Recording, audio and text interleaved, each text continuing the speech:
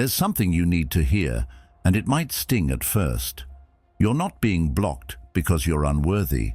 You're being blocked because you're gripping too tightly. Wanting something deeply isn't the problem. Needing it to feel whole, that's where it begins to break you. Because when you grip like that, when your happiness becomes dependent on getting that one thing, your energy changes. You're no longer moving from confidence, you're operating from fear. And fear, as the Stoics understood, clouds the mind.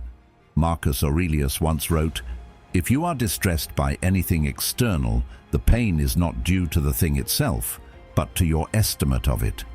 That estimate, rooted in need, is often what holds us back, not the world itself. It's a hard thing to realize. The more desperate we become to secure love, success, or clarity, the more we push it away. Not because we're not good enough, but because our need distorts the way we show up. It turns what should feel natural into something forced. The moment we attach our worth to the outcome, we lose our footing, and life, sensing our imbalance, waits for us to return to center. But there's a shift you can make, a way to live with desire without letting it rule you. That's what this video is about. If you've been chasing peace, chasing progress, chasing that one missing piece, and wondering why nothing sticks, stay with me. This is going to reframe the way you see everything. And hey, if you find value in what we're building here, if these moments of honesty are helping you come back to yourself, there's a simple, free way to support it. Just tap that subscribe button. It means more than you know, and it helps keep this kind of grounded, Stoic-centered content flowing. It doesn't start with desperation. It starts with desire. You want something, deeply. Maybe it's a relationship that finally feels like home. Maybe it's a door opening in your career, one that validates everything you've been working for. Maybe it's just a moment that tells you you're on the right path. There's nothing wrong with that. Wanting is natural. It gives life direction, adds depth to your days, and reminds you that you're still reaching. Desire is not the enemy. In fact, it's a sign you're alive. But when that desire quietly shifts into need, everything changes. The energy behind it begins to tense. You stop walking toward the thing and start chasing it. Your steps aren't confident anymore. They're desperate. Your voice gets tight, your mind races, and instead of trusting your own readiness, you start gripping the moment, trying to prove you deserve it, trying to make it stay. You're no longer moving in alignment with what you want. You're panicking over the thought of not having it. That's where the distortion begins, because nothing aligned with your peace can enter through panic. Peace and panic don't speak the same language.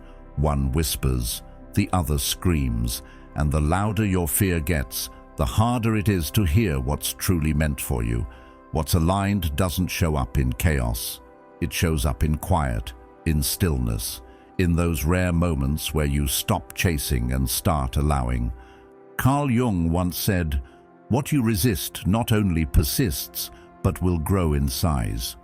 When you need something too much, you resist the possibility of being without it. That resistance turns the whole pursuit into pressure. You're no longer just seeking, now you're grasping, begging, operating from a place of fear that says, if I don't get this, I'm not enough. And the moment you attach your worth to the outcome, you lose your power in the process. You start reading silence like rejection. You turn delays into proof that you've failed. And even when something good arrives, you can't enjoy it. You're too busy bracing for it to disappear. Need doesn't just make you anxious, it makes you blind. It clouds your judgment, makes you settle, makes you stay too long in places that don't honor you, just because you're afraid there won't be more. But there will always be more, and the version of you who believes that, that's the version who starts receiving, not from force, but from alignment. Socrates taught that contentment is natural wealth. What he meant is simple. When you know your value without the outcome, you stop needing the world to prove it back to you. You stop begging love to validate your heart. You stop needing success to give you permission to feel worthy. You move differently. You breathe easier. You return to your center, and that center becomes your anchor. That's when things start to shift. When you loosen your grip, life can breathe again. When you stop forcing it to work on your timeline, space opens up for the right things to arrive in their own time. Not because you gave up, but because you stepped out of the way. You stopped blocking your own blessings with all that noise. The more you grip, the more you suffocate the very thing you're trying to invite. But when you stand still, steady, grounded, that's when what's truly for you begins to find you. Not the temporary highs, not the almosts, the real, the solid, the lasting. Aristotle once said, "Knowing yourself is the beginning of all wisdom." And when you know yourself enough to say, "I want this, but I'll be okay without it," you've stepped into something rare. That's not detachment. That's strength. That's presence. That's peace. Because what's meant for you doesn't need to be gripped to stay. It simply stays, and you don't have to chase it. You only have to be ready to receive it. When you convince yourself that you have to get something just to feel okay, your whole nervous system goes into overdrive. You stop acting from confidence and start reacting from fear. You tense up. You overthink every word, every pause, every moment of silence. You start giving more than you have, pouring out energy that isn't being returned just to prove your worth holding on to. You chase conversations that were never meant to lead anywhere. You scroll endlessly, check your phone 5 times a minute. Not because there's something important, but because part of you feels like someone out there needs to remind you that you matter. And every time there's no message, no update, no sign, it stings. Not just because it's quiet, but because you've tied your sense of worth to what does or doesn't show up. That's the weight of need. It doesn't just make you tired, it makes you feel small. It convinces you that silence is rejection, that delay is punishment, that space is absence. But the truth is, the universe doesn't respond to the panic. It doesn't bend to urgency. It mirrors your energy. It reflects what you carry. And when what you carry is anxiety, life echoes it back. Not because you're not good enough, not because you're doing something wrong, but because you're gripping so tightly that nothing has room to breathe around you. You're trying to force open doors that were never meant to be kicked in. You're creating so much noise, you can't hear what's already trying to whisper its way to you. Carl Jung said, "What you resist persists."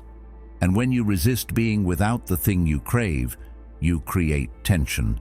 And that tension isn't invisible, it's felt by people, by moments, by life itself. You end up chasing what would have naturally come if only you could have let go long enough to let it arrive. Not needing doesn't mean not caring. It means standing in enough peace to say, "I'd love for this to happen, but I'm not collapsing if it doesn't." That space, that calm, open presence, is what allows real things to find you. Because what's meant to stay doesn't need to be wrestled into place. It just needs to be received. Ever finally get what you were begging for, only to feel more insecure once it arrives? You land the job, the one you thought would finally make you feel accomplished, seen, stable.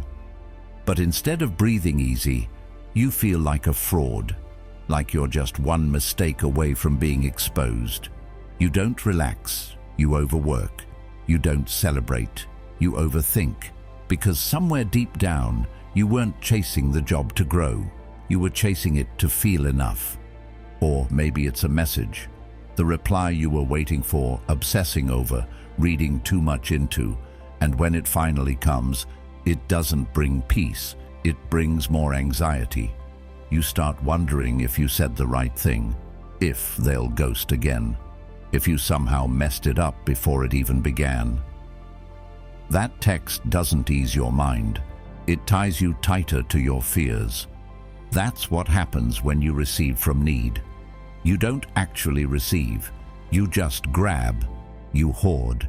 You try to hold on so tightly that you can't even enjoy what's in front of you. You're afraid to lose it, so you never feel like you truly have it. And slowly, what was supposed to feel like a blessing starts to feel like a burden. Carl Jung once wrote, "Neurosis is always a substitute for legitimate suffering." When we refuse to face the deeper fear that we don't feel worthy without the thing, we start managing everything around it instead. We try to control, fix, grip, not because we're greedy, but because we're scared. And that fear drives us into overcompensation. We overanalyze, overperform, overextend, all in an attempt to avoid the silence underneath. But there's no freedom in clinging. When you need something to complete you, it becomes too heavy to carry. And instead of building joy, you build pressure. You can't relax in the relationship. You're always trying to secure your place in it. You can't enjoy the success. You're constantly trying to prove you deserve it. And slowly, the gift you prayed for turns into something you resent because it never brought you the peace you thought it would. Plato believed that the measure of a man is what he does with power. But power doesn't always show up as strength. Sometimes it's the ability to hold something without needing it to fix you, to let love in without demanding it calm your insecurities, to welcome opportunity without asking it to rewrite your identity. That kind of power comes from within, not from the outcome, not from the applause, not from the approval. The truth is, when you chase something to fill a void, you carry that void into the very thing you're chasing. You end up dragging your fear into every win, every compliment, every connection. And because you still feel unsteady inside, nothing feels safe. Even the good things, especially the good things, because now you have something to lose. But when you no longer need something to feel whole, you can finally receive it with grace. Not with fear, not with grasping. You can hold it without trying to control it. You can enjoy it without needing to squeeze certainty out of every second. Because now it's not your lifeline. It's just a part of your life. Socrates said, "The only true wisdom is in knowing you know nothing." And part of that wisdom is accepting that we can't control everything. Not love, not success, not timing. But we can control how we show up. And when we show up with trust instead of tension, we make space. Space for the things that matter to grow, to breathe, to stay. You're not weak for wanting connection. You're not wrong for dreaming big. But when those dreams start carrying the weight of your identity, it's time to step back. Not to give up, but to come back to yourself. Because the more grounded you are in your own worth, the more you'll see the things you once clung to will flow to you more freely because you're finally open to receiving them without fear. So what do? You stop grasping. You stop chasing. You loosen your grip on the outcome, not because it doesn't matter, but because you finally understand it can't define you. You open your hands instead of clenching your fists. And in that simple shift, everything changes. Because here's the truth most people overlook. The less you need, the more life has space to deliver. When you release that desperate energy, you're no longer blocking what's meant for you. You stop trying to bend life to your will, and instead you begin to trust in your own readiness to receive. This isn't about pretending you don't care. It's not about becoming numb or cold or indifferent. That's not what Stoicism teaches either. The Stoics didn't preach apathy. They taught presence, discipline, clarity. It's about detaching from the story that says, "I am not okay without this." That's the real trap. Not the desire itself, but the belief that your happiness depends on it arriving. Carl Jung once said, "The privilege of a lifetime is to become who you truly are." And you can't become who you truly are when you're always playing the part of someone who's not enough. Someone who's trying to earn their place in the world one achievement at a time. That story, that identity, is the one that has to dissolve. Because once it does, you don't have to try to be magnetic. You simply are. Not because you've changed what you want, but because you've changed why you want it. You're no longer pushing. You're inviting. You're not chasing validation. You're allowing connection. You're not performing to be chosen. You're grounded enough to choose what actually fits you. Plato wrote, "Reality is created by the mind. We can change our reality by changing our mind. And when you change your mind about what you need, you begin to shift the way life shows up. You make space, not just in your schedule, but in your energy, in your thoughts, in your heart. You stop gripping what isn't yours. You stop holding on to timelines that aren't aligned, and in that release you return to yourself. And from that place, the right things, the real things, don't just arrive, they stay." Ask yourself this: when you say you want something, what's the energy behind it? Is it calm, open, rooted in trust? Or is it tight and anxious, coming from a place that feels like something's missing? Because that matters more than most people realize. You might say you want love, but if underneath that desire there's fear, fear of being alone, fear of being unseen, then what you attract will mirror that fear. Not the peace you crave, but more situations that trigger the wound. Do you want success because you believe in your potential, or because some part of you believes you're not enough without it? There's a big difference. One builds from wholeness, the other builds from emptiness, and no amount of reaching will ever fill the space you haven't first acknowledged. Carl Jung once said, "Until you make the unconscious conscious, it will direct your life, and you will call it fate." And this is exactly that. When you're not aware of the energy behind your wants, you'll mistake chaos for bad luck. You'll keep running into the same patterns, the same disappointments, wondering why nothing sticks, never realizing it's not the goal that's off, it's the energy you're bringing into the pursuit. Because here's the truth most people miss. The universe doesn't respond to your words. It doesn't respond to your wish list. It responds to your state, your presence, your energy. And when the engine behind your desire is panic, even good things get distorted. You rush, you force, you grab. And chaos becomes your norm, not because you deserve it, but because that's what your energy keeps recreating. But when the engine is peace, everything starts to flow differently. You're not less motivated, you're just more grounded. You move with intention instead of urgency. You know your worth, so you don't chase situations that drain it.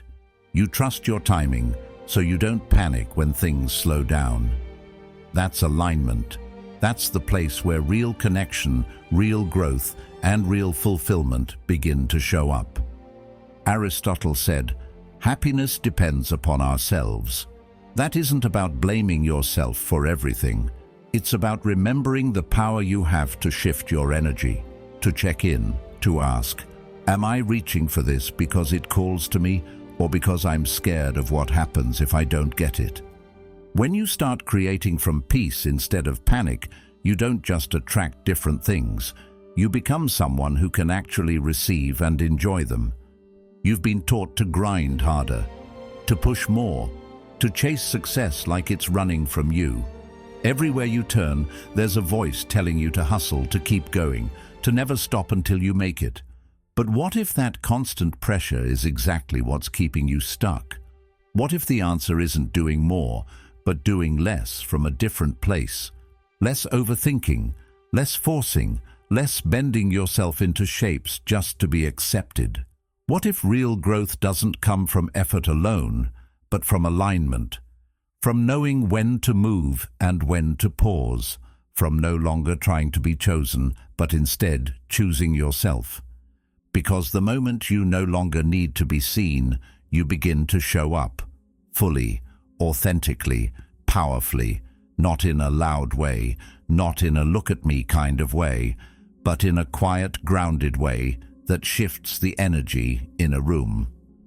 You're not performing anymore, you're present, and that presence is magnetic. Carl Jung wrote, "The most terrifying thing is to accept oneself completely." And he was right, because once you accept yourself fully, there's no mask left to wear. You stop twisting yourself into knots to make others comfortable. You stop measuring your worth by results or reactions, and you start living from something deeper, something stable. You begin to love the process again. You find joy in the becoming, not just in the finishing, because you're not racing to prove you matter. You already know you do. You're not desperate for the outcome. You're devoted to the journey. And in that devotion, everything changes. Life feels lighter. Progress feels sustainable. You're no longer clinging to the finish line. You're rooted in each step. Plato once said, "The beginning is the most important part of the work." And the beginning of all true transformation is presence. Showing up without fear, without panic, without the need to be validated. That version of you, the one who moves with calm, not chaos, is rare. And that calm, it speaks volumes. You walk into a room and don't have to say a word. Your peace says it all. How many times have you said yes when everything inside you whispered no? You felt the tension, the discomfort, the quiet ache telling you this wasn't it. But you stayed. You smiled. You convinced yourself it was fine. Not because it was right, but because walking away felt too uncertain. So you held on. To relationships that left you tired. To conversations that went in circles. To promises that never fully came through. You settled. For jobs that paid the bills, but stole your spirit. For attention that felt nice in the moment, but always left you emptier. For the kind of love that made you guess more than it made you grow. And maybe part of you believed that was the best it could get. That half-love was safer than no love. That something, anything, was better than nothing. That's what need does. It convinces you that survival is success. It lowers your standards without ever asking your permission. It whispers that your peace is negotiable if it means keeping the door half open. But the truth? You weren't made to survive scraps. You were meant to receive fully, deeply, and with ease. Carl Jung once said, "People will do anything, no matter how absurd, to avoid facing their own soul." And sometimes the most absurd thing we do is pretend that settling is wisdom, that tolerating less is maturity. But it's not. It's fear. And fear will always push you to hold on to what's familiar, even when it's hurting you. But when you stop needing, when you stop making decisions from fear, something shifts. Your standards begin to rise, not out of arrogance, but from a deep, grounded clarity. You no longer look at chaos and call it love. You don't chase situations just because they're familiar. You don't cling to roles that make you shrink. You finally see the difference between what your fear begged for and what your peace has been quietly waiting to receive all along. And that difference, it becomes your compass. It becomes your freedom. Detachment doesn't mean you stop wanting. It doesn't mean you give up on your dreams or lose your passion. It simply means you stop tying your sense of wholeness to how things turn out. You stop telling yourself that your peace is waiting on some future moment, person, or result to finally arrive. You're not cold, you're calm. You're not careless, you're clear. And that kind of clarity, it changes everything. It draws in what chasing never could. Because when you're no longer trying to prove, impress, or force something to happen, your energy shifts. You stop carrying the weight of control. You stop trying to rush timing that isn't ready. You stop forcing closure just to feel complete. You become available, open, centered, available for what actually fits. not what you've been trying to squeeze yourself into. Carl Jung said, "The most important problems cannot be solved. They must be outgrown."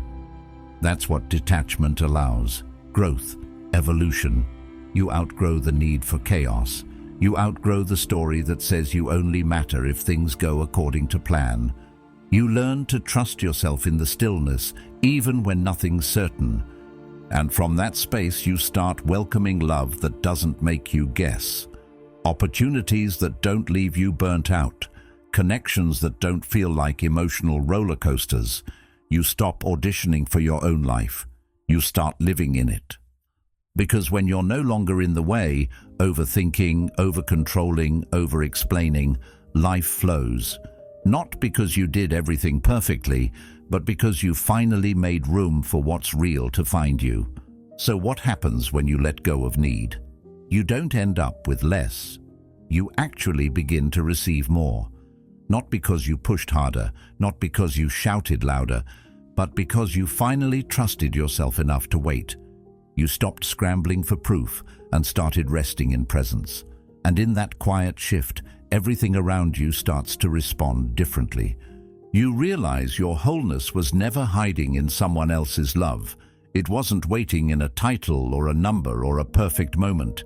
It was buried under all the gripping, all the proving, all the noise you made trying to be chosen.